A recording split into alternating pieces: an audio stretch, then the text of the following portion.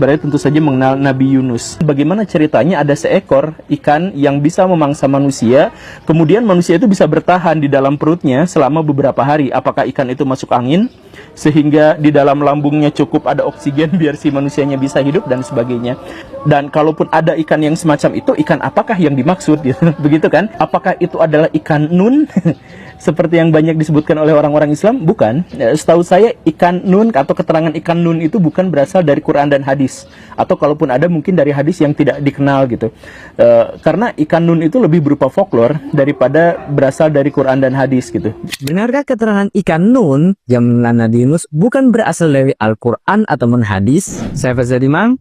Selamat datang di Sekolah Tafsir. Pada surat Al-Anbiya ayat 87 terdapat ayat wa dhannuni idh dhahaba mughadiba. Az-Zamakhsyari dalam tafsirnya berkata, makna dari nun adalah ikan besar. Jadi, dhannun artinya orang yang punya kisah bersama ikan besar. Ini adalah julukan kepada Nabi Yunus. Berarti keterangan ikan nun yang menelan Nabi Yunus itu berasal dari Al-Quran, bukan dari cerita rakyat. Kemudian, mengapa dalam surat Al-Anbiya Nabi Yunus disebut dengan Dhannun, sedangkan pada surat Al-Qalam disebut dengan Sahibul Hudz? Padahal secara literal, makna keduanya sama. Pertama, ada kesesuaian kalimat. Dalam surat Al-Anbiya, kata Dhannun didahului dengan Dzal Kifli. Keduanya sama-sama didahului dengan Dha. Sedangkan dalam surat Al-Qalam, ayat pertamanya diawali dengan huruf nun.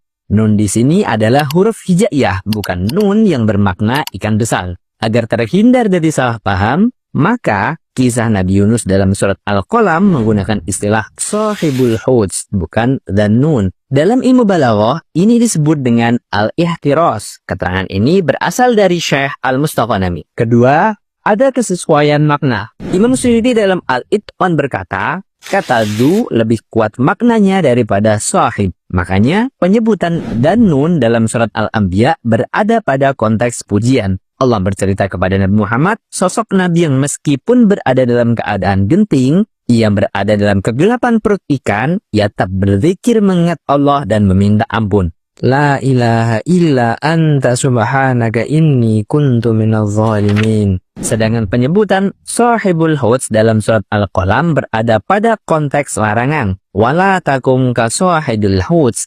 Janganlah kamu Muhammad putus asa terhadap kaummu seperti orang yang punya kisah bersama ikan. Follow untuk konten tafsir lain.